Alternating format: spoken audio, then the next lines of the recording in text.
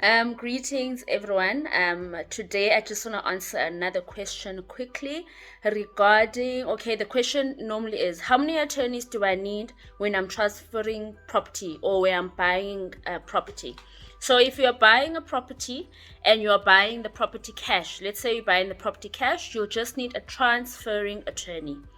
If the property you are buying using a bond, so you will need to have, you are going to have a bond attorney and also the transferring attorney. The bond attorney registers a bond over the property. The bond attorney is going to be selected by the bank, who is the bondholder.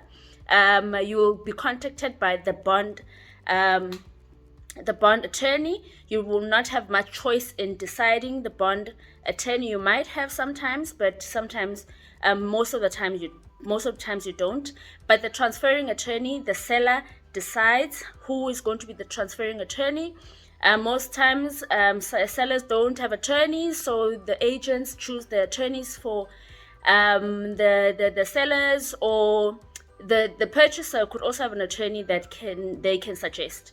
So there's the transferring attorney. The transferring attorney registers the property in the name of the new owner, né? And then the bond attorney registers the bond over the property in favor of the bank. And then if the property that you are buying is bonded, so you in this transaction there will also be a bond cancellation attorney. So the bond cancellation attorney cancels the bond over the property, and the seller will be paying the cost of the bond cancellation attorney. The other two attorney, the transfer attorney and the bond attorney, are the responsibility of the purchaser. So the purchaser pays for the transferring attorney and also the bond attorney, and then the seller pays for the bond cancellation attorney. So you can get a matter that has only one attorney, for instance, a cash transfer, or you can get a matter where there are three attorneys involved.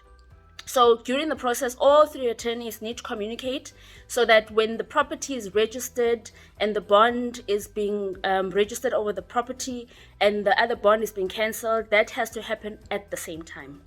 So we as attorneys, when we find out that the seller is using a bond, we find out who the bond attorney is. If we find out that the purchaser is using a bond, we find out who the bond attorney is. And then when we find out that the property that is being sold is still bonded, then we need to find out who the bond cancellation attorney is. Yeah. All right. I hope that answers questions.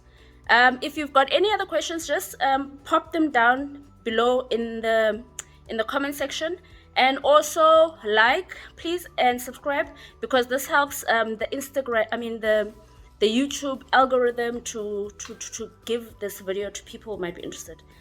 All right, I'll be doing one of these each week, so I'll see you next week.